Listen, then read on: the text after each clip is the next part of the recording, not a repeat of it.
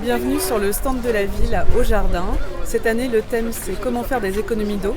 Avec le changement climatique qui s'amorce, on pressent qu'il y aura de moins en moins d'eau pour arroser. Donc l'idée c'est de savoir comment on peut quand même avoir un beau jardin en utilisant moins d'eau. Donc pour ça, les agents de la ville ont réalisé cette rose des vents qui illustre différentes techniques. La première c'est le paillage, avec deux types de paillage qui sont présents ici. Du paillage végétal, avec ici du miscanthus, et du paillage minéral qui sont des gros galets.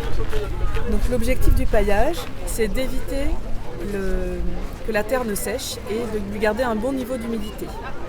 C'est un autre avantage, c'est d'éviter aussi que toutes les herbes qu'on ne veut pas poussent, les herbes indésirables de pousser. Donc à la fois on fait des économies d'eau en paillant bien son jardin et on a moins d'entretien. Pour que ça marche, il faut que le paillage ait une épaisseur suffisante, une dizaine de centimètres à peu près. Et on peut donc, en fonction de ce qu'on veut, utiliser, en fonction de l'aspect esthétique, de l'aspect paysager, ou en fonction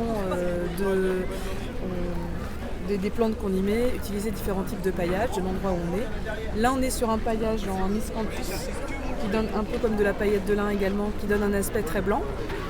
On peut aussi utiliser, pour faire le paillage, les tailles de haies de son jardin, en les broyant, à condition d'y mettre donc une bonne épaisseur.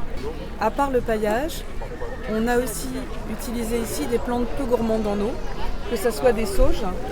On a des sauges qui vont résister assez bien, des astères qui fleurissent en automne, des géraniums vivaces qui vont être très rustiques et qui vont très bien se comporter et demandent très peu d'entretien.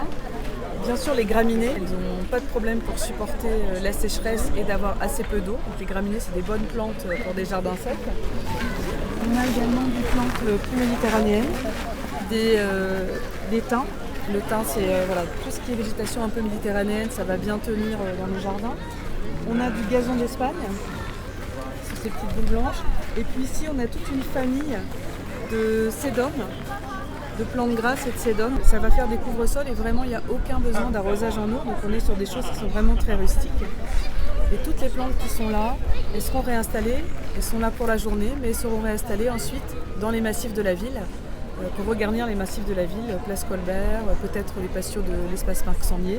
Donc vous pourrez les retrouver autour de vous, présents dans la ville.